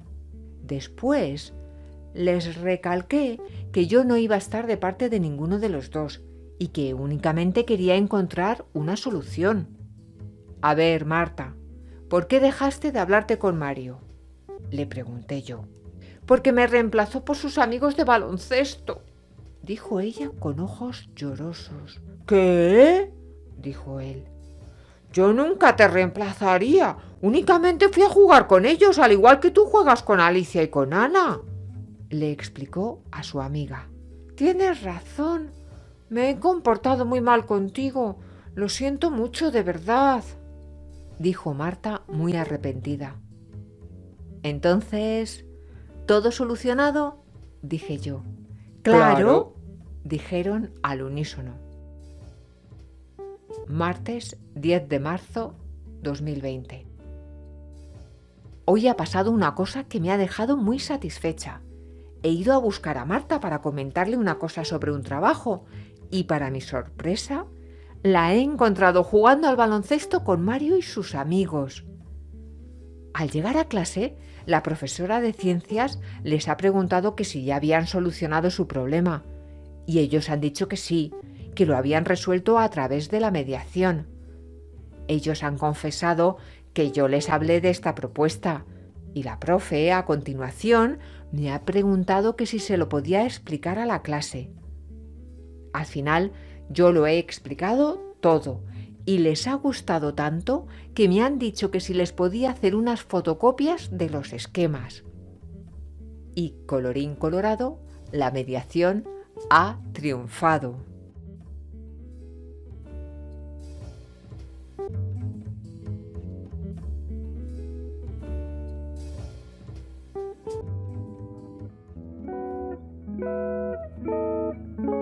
Un sillón vacío, por Rocío Sampere, narrado por Nélide Garimez.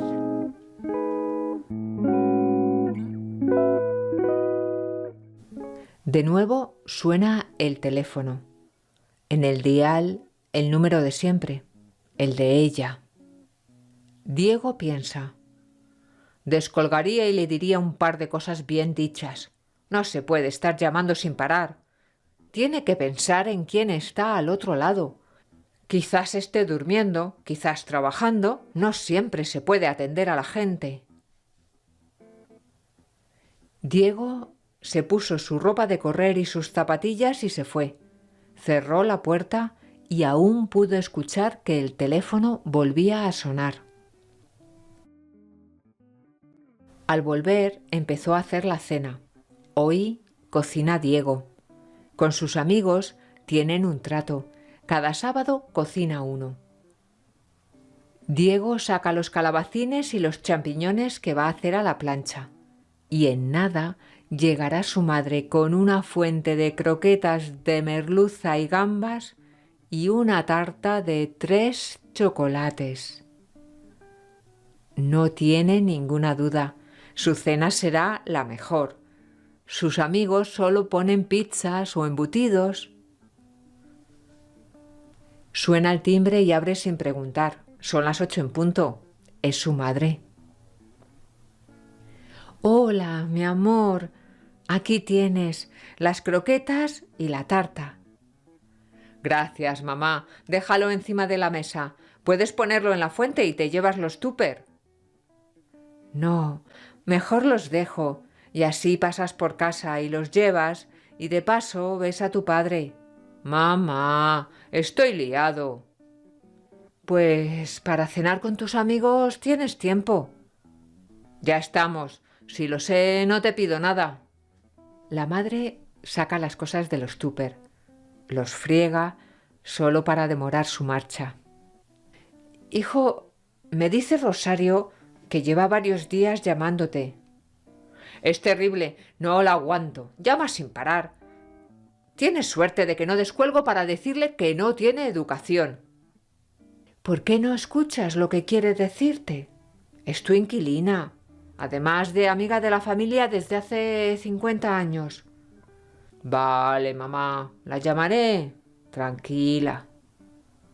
La madre sabe que no va a llamar, pero el poco tiempo que está con él prefiere no estar discutiendo. Al rato se marcha con el deseo de que muy pronto la vuelva a necesitar. Venga, sentaros a cenar, os vais a chupar los dedos.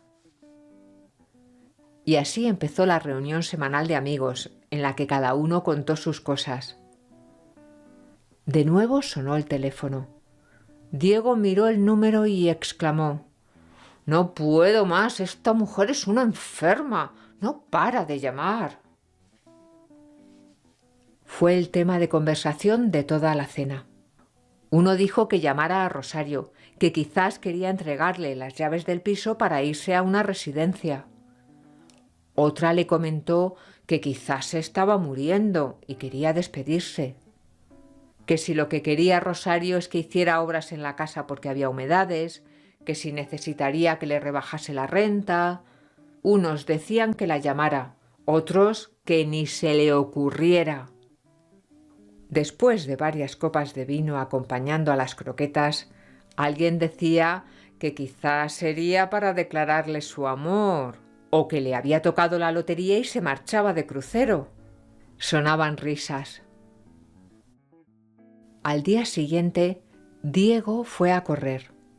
De lejos vio a una señora anciana, con paso lento, que le llamaba. Era Rosario. Se sintió indignado, corrió más rápido y se alejó. Por la tarde llamó a su madre. «Mamá, haz el favor de decirle que no me persiga. Me está acosando». «Hijo, ¿por qué no le dedicas un minuto? Tiene algo que decirte». «No tengo por qué. Que me escriba o se busque un abogado. Te dejo, tengo cosas que hacer. Espero que lo arregles. Al fin y al cabo es amiga tuya». Al pasar los días, recibió una carta de un mediador. Le convocaba a una mediación pedida por Rosario. «Mamá, ¿así lo arreglaste? Me han llamado para ir a una mediación. ¿Es que no tiene nada que hacer? Solo me falta tener que pedir permiso en el trabajo». «Ya está bien, Diego. Cumple con tus obligaciones. Atiende a esa mujer. ¿Ves a la mediación? No seas tan engreído, siempre creyéndote el centro del mundo. Ve, y desde que entres por la puerta, diles, como a tu padre y a mí, que no tienes tiempo. Dales 2 minutos. Seguro que pueden resumir. Y ahora te dejo, que tengo cosas que hacer». Y su madre colgó. Era la primera vez. El día que le convocaron, llegó Diego al despacho del mediador. Un señor amable, con pantalón de pana y barba. Con sus gafas bajadas le miraba con sinceridad. Le provocaba mucha paz. Le invitó a sentarse en un sillón donde el otro sitio era para Rosario. Le dijo que Rosario había pedido una mediación y que en ese momento él no sabía el motivo, que cuando llegara hablarían y vería si el asunto era mediable. Le comentaba que todo lo que se hablara era confidencial. Diego le contó lo pesada que era, las llamadas constantes e incluso que le perseguía por la calle. Le dijo lo ocupado que estaba. El mediador le preguntó: ¿qué crees que te quería decir? Diego le contó las ideas que se plantearon en la cena. El mediador, Antonio, le preguntó de nuevo: ¿no te habría interesado escuchar? ¿Tenías algún temor? Había pasado ya media hora. No se había dado cuenta. Con Antonio no se sentía presionado ni juzgado. Sentía que le escuchaba, que le atendía. Veía su mirada profunda, su cuerpo relajado, centrado en estar con él, y se contagiaba de la entrega. Le embargaba una paz poco conocida, y de repente se sintió preparado para escuchar a Rosario. Rosario no llegó. Pasada una hora, Antonio le invitó a dar por terminado el acto. Le dijo que si sabía algo de Rosario, le llamaría. Diego paseaba camino de su casa. Ya no corría y pensaba en Rosario. ¿Qué querría? Tenía ganas de escucharla. ¿Y si ahora no hay posibilidad?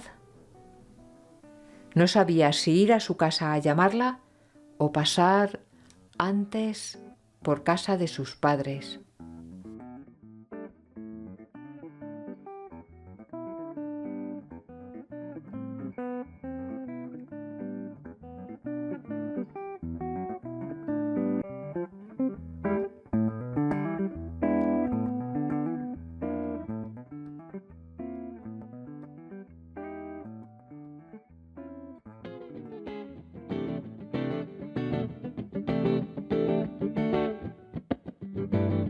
Noa y los camaleones, por Josep Redorta, narrado por Nélide Garimez.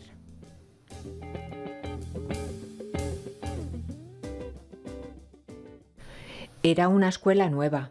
La primera vez que la vio, ya le pareció que no le gustaría estar allí. No sabía demasiado la razón. Tal vez era el color oscurecido del tejado. A lo mejor eran las rejas de hierro retorcido del patio. Quizás el miedo de ir a una nueva escuela donde no conocía a nadie. Una vez que entró, le dolía el estómago. Tampoco sabía por qué. Le dijeron que eran nervios. Pero, en realidad, el problema comenzó una semana después. Un chico le dijo que no quería jugar con él a baloncesto porque no sabía nada. Y era verdad. Al día siguiente, 2 chicas se rieron de él por el peinado que llevaba. Tampoco les gustó el anorak, y menos aún el nombre. Se llamaba Noa, y en la escuela no había otros Noas ni nada que se le pareciera. La maestra lo complicó aún más. Le dijo que estaba como despistado y que se pusiera las pilas para estar más atento en clase. Decididamente, nuestro Noa se quedó muy decepcionado de todo. Perdió el apetito, no quería jugar con nadie y tampoco le daban muchas oportunidades. Solo querían pelearse con él. A los 8 años, sabes quién es amigo tuyo y quién no puede serlo. No tendría amigos si la maestra no estaba muy pendiente de él. En casa lloraba y decía que no quería ir a la escuela. Los padres le dijeron que hacía pocos días que iba. No sabía qué hacer y no se sentía nada feliz por el cambio de escuela. Allá, en la de antes, sí tenía amigos.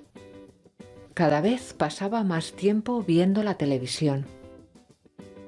Un día, que estaba triste y aburrido, vio un documental de animales. A Noah los animales siempre le habían gustado. De hecho, era muy amigo del gato de casa, al que quería mucho y jugaba con él. En la televisión hablaban de un animal muy extraño. Le llamaban camaleón. Se ve que era como un reptil con la cola muy larga. Comía insectos que los atrapaba también con una lengua muy larga que le salía de la boca de repente. No podía correr mucho y giraba poco la cabeza. En cambio, tenía los 2 ojos por los lados de la cabeza y podía mirar en todas direcciones. Pero, a pesar de ser un animal extraño, lo que más le llamó la atención era algo que no sabía. El camaleón puede cambiar de color. Sí, el color de la piel. Si se enfada o le conviene pasar de manera que no le vean, adopta el color del entorno. Si es un árbol de color verde, se vuelve verde. Y si el tronco del árbol es marrón, él se vuelve marrón. El locutor decía que eso lo pueden hacer para adaptarse al entorno y pasar desapercibidos cuando les conviene, y para estar en mejores condiciones para cazar insectos. Muy curiosos los camaleones, pensó. Así que tienen la capacidad de adaptarse al entorno. ¡Qué suerte! La cabeza se le fue a la escuela. Era evidente que él no podía cambiar de color, pero ¿qué era eso de adaptarse? Quizás era entender mejor qué querían los demás que hiciera él. ¿Podía prescindir de las burlas de los compañeros y tratar de conocerlos mejor a ellas y a ellos? Estuvo pensando un buen rato. De hecho, el documental se terminó y él seguía pensando en los camaleones. Al día siguiente, cuando se levantó para ir a la escuela, estaba muy animado. Había decidido convertirse en un camaleón sin cambiar de color. Ahora se fijaría en qué hacían los demás y trataría de hacerlo. Buscaría cómo hacer amigos y hablaría con la maestra por si le podía ayudar. Adaptarse al entorno e ir haciendo tu vida y poco a poco la de los otros. Sí, era eso. Aquel documental le había abierto un nuevo camino. Le pidió a su padre ir al zoo a ver camaleones. Su padre no entendió nada. Solo dijo: ¿camaleones? No es un animal de aquí, pero los veremos. Vaya manía ahora de ir al zoo, como si no hubiéramos estado ya. Pero Noah era muy consciente de que los camaleones pueden dar lecciones de muchas cosas que en la escuela a veces no explican. Ahora ya nadie se fija en el anorak de Noah, ni en cómo va peinado. Incluso cree que la escuela tiene algunos colores que son bastante bonitos.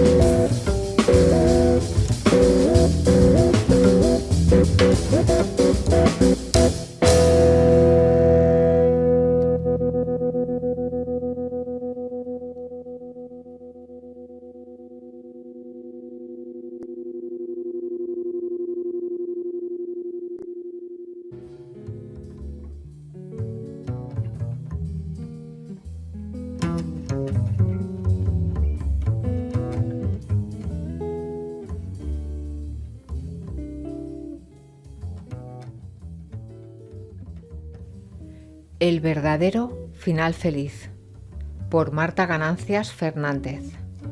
Narrado por Marta Ganancias Fernández.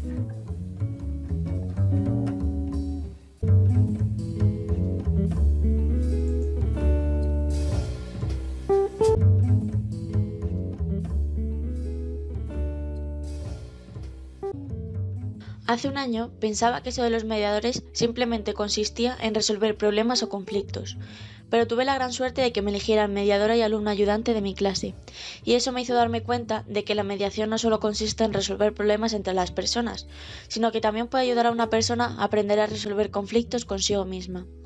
Pero sin duda, lo más bonito que yo he aprendido siendo mediadora es que nadie está solo y que siempre va a haber personas que te quieran y te ayuden y sobre todo te apoyen.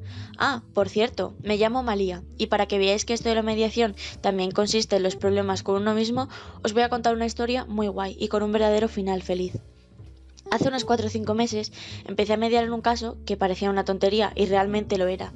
El problema de verdad estaba en Alana. Para que situéis un poco, Alana había tenido una discusión muy fuerte con un grupo formado por muchas niñas, llegando incluso a las manos y a tirarse de los pelos. En ese grupo estaban Olivia, Lara, Cristina, Sofía, Leilani, Lía, Lucía y alguna que otra más, pero ellas eran las que más sobresalían sobre las demás. Ellas se hacían llamar las chicas inseparables, porque decían que siempre estarían juntas y que nunca se iban a separar. Alana se llevaba muy bien con ese grupo de amigas, aunque realmente no era el suyo, y como era una niña súper sociable y le gustaba ser amiga de todo el mundo, aunque no fuese su grupo de amigas, salía muchas veces con ellas. El problema es que un día Alana empezó a mentir a las chicas inseparables. Incluso llegó a mentir a otro grupo de chicas que no tenía nada que ver en su relación con el otro grupo. Las mentiras eran del estilo de que Alana le decía a Olivia que Sofía la había criticado a sus espaldas o que Cristina pensaba que Leilani era muy fea. Si te pones a pensar, las mentiras no son nada del otro mundo, pero obviamente si seguía así iba a conseguir poner a todas en contra de todas, y eso no iba a ser nada bueno. Las chicas inseparables se empezaron a dar cuenta de que algo no iba bien, porque lo que le contaba a Alana una no tenía nada que ver con lo que le contaba a la otra, y así con todas. Ellas decidieron hablar con Alana, pero al ver que ella lo negaba todo, pensaron que la mejor opción sería hablar con la otra pandilla de chicas y con la gente de confianza de Alana. Así que eso hicieron, hablaron con las otras niñas y resultó que la versión de ellas no cuadraba en nada con la de las chicas inseparables, y para colmo tampoco cuadraba con la de la gente cercana a Alana, así que ya no había duda de que Alana había estado mintiendo a todo el mundo, y eso ellas no lo iban a permitir. Cuando fueron a hablar con ella, seguía negándolo todo y diciendo que eso era mentira, así que la cosa se puso muy tensa, demasiado tensa, y tuvieron que recurrir a nosotros, los mediadores. Este caso nos tocó a mi amiga Valeria y a mí. Tengo que reconocer que al principio tiraba a ella del carro, porque yo estaba un poco perdida, y porque sin duda Valeria era la mejor mediadora del mundo, no hay nadie mejor que ella. Al hablar con todo el mundo nos dimos cuenta de que era cierto que Alana había estado mintiendo, pero otra cosa de la que nos dimos cuenta fue de que ella solo mentía porque tenía demasiado miedo a quedarse sola. Tenía muchísimas inseguridades y no se quería todo lo que se debía querer, lo cual me hizo reflexionar mucho. Valeria pensó que lo mejor sería hablar con Alana y ayudarla con sus inseguridades y que así pudiera pedir perdón a todo el mundo. Yo no tenía muy claro que eso fuera a funcionar, era muy arriesgado, pero funcionó, y al final no todo salió mal, porque aunque a lo mejor las chicas inseparables ya no vuelven a ser amigas de Alana, ya no se pelean y tienen cordialidad entre ellas. Y por supuesto, Alana dejó de mentir a la gente y pidió perdón a todo aquel al que había mentido. Como siempre, otra idea genial de Valeria. Seguro que os estáis preguntando, ¿y dónde está el final feliz? ¿Y el vuelven a ser amigas y el son felices para siempre? Pues el final feliz está en que Alana aprende a quererse tal y como es, con sus inseguridades, sus miedos y sobre todo sin mentiras y sin apariencias que le hicieran ver algo que no es. Porque ese es el verdadero final feliz. Este caso me marcó, y no porque fuera un caso súper difícil o algo así, sino porque me di cuenta de que, aunque yo no era como Alana, siempre estaba intentando aparentar que todo iba bien, cuando no era así. Siempre tenía una sonrisa en la cara de oreja a oreja, cuando en realidad solo tenía ganas de llorar. Y ayudaba a todo el mundo, y a la única que no ayudaba era a mí, cuando era la que más lo necesitaba. A raíz de esto empecé a cuidarme, empecé a ayudarme, empecé a valorarme, cosas que nunca había hecho. Y sobre todo, empecé a quererme, porque la verdadera moraleja de esta historia es que os queráis tal y como sois. Porque si no os queréis vosotros, nadie lo va a hacer. Y creedme cuando os digo que cuando empecéis a valoraros, veréis la vida de otra forma. La veréis en color y no en blanco y negro.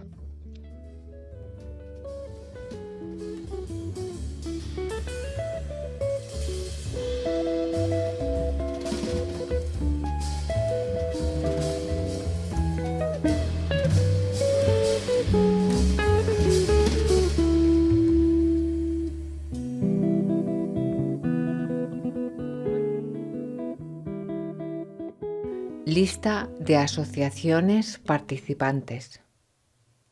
Media y CAM. Asimedia. Mejor mediando. Mediadores Valladolid. Aunar mediación. Soluciones a conflictos. Asociación Madrileña de Mediadores. Mediadomus. Pactum. Ilustre Colegio de Procuradores de Madrid. Promediación. Instituto de Censores Jurados de Cuentas de Madrid. Gráficas Capitolio. Apoyos institucionales. GENME. Universidad Rey Juan Carlos.